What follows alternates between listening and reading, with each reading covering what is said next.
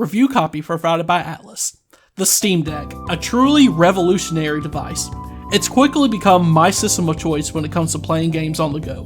Being a portable PC, the Steam Deck is truly in a league of its own in providing the best bang for your buck in terms of performance and affordability. Naturally, JRPGs are the perfect genre to play on these portable devices. Naturally, when Atlas announced that Persona 5 Royal would be receiving a Steam port, my first thought was playing it on my Steam Deck.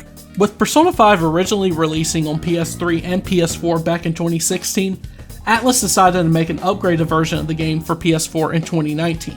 Being a commercial and critical success, Persona 5 Royal became one of the most demanded titles to have a multi-platform release.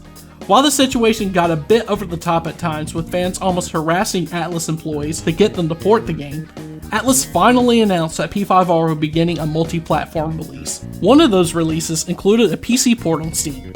Now that it's here, how does Persona 5 Royal fare on Valve's handheld machine? Let's find out. Before we start, let me say that I'm not reviewing the entire game. I'm reviewing P5R's PC port on the Steam Deck. Nothing more. The game is fantastic in every single way, and you should all try it out on a platform of your choosing. Also, all footage that you see was recorded directly from my Steam Deck, running the game at high settings at 1080p unless otherwise noted. Sit back, relax, and let's get it on. Right on. What's up, Persona? This effing rocks! Now that I got this power, it's time for payback! Persona 5 Royal is an excellent PC port, and it's Atlas's best PC port yet.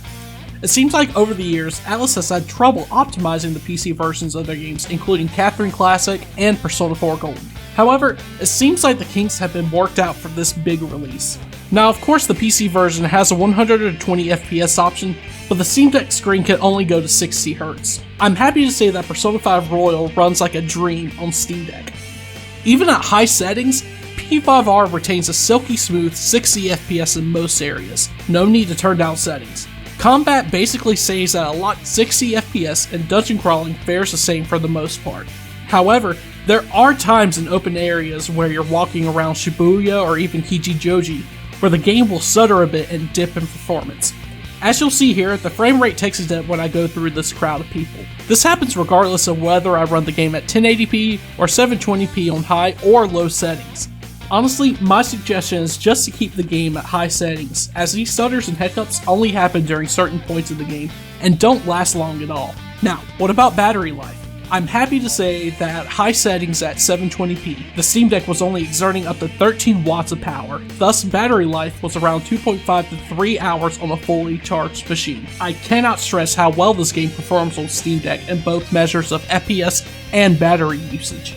You will absolutely adore what the Steam Deck has to offer for Persona 5 Royal. Wait, was that the gym? I get it. The gym's some kind of holy place for him. He's a god there. Persona 5 Royal is an absolute beauty to look at on Steam Deck. While it doesn't have a native 16:10 aspect ratio support, you're pretty much stuck with 720 support in handheld mode. However, as I stated earlier, there is little to no reason to turn down the graphics settings for the game unless you're wanting to conserve as much battery as possible. If you're wanting to mess around with the graphical settings, however, there is a decent amount of customization that you can do to ensure the game looks the way you want.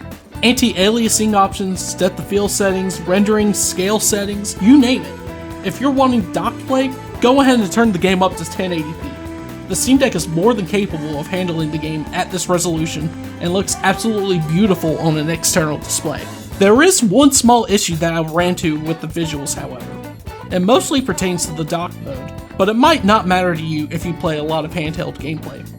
If you run the game below 1080p, you'll notice the UI will become a little pixelated. For example, when I tested the game to see how it would fare docked at 720p, the UI and the game menus looked a little bit janky.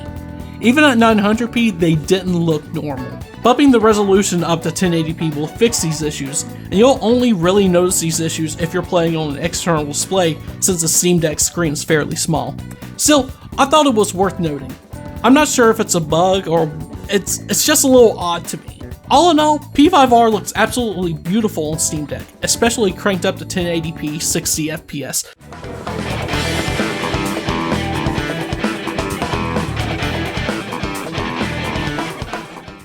played Persona 5 multiple times. I've played Persona 5 once back on the PS4, I played Persona 5 Royal once on PS4 and then again on PS5, and I've also played the Nintendo Switch version of P5R now as well. I can confidently say that the Steam Deck is the best way that you can experience this game. The power of this handheld machine makes the graphics look great and makes the game run like a dream. While it does occasionally have its hiccups, I will stand by the fact that Valve's Steam Deck is the ultimate way to play Persona 5 Royal. I'll never go back to another version of the game. If you have a Steam Deck, this is an absolute must-buy for the platform. Trust me, you won't regret it. And that is my review of Persona 5 Royal for the Steam Deck. I want to know what you guys think. Have you played it on Steam Deck yourself?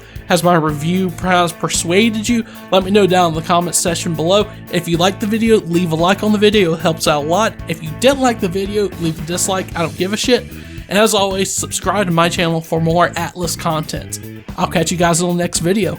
King out.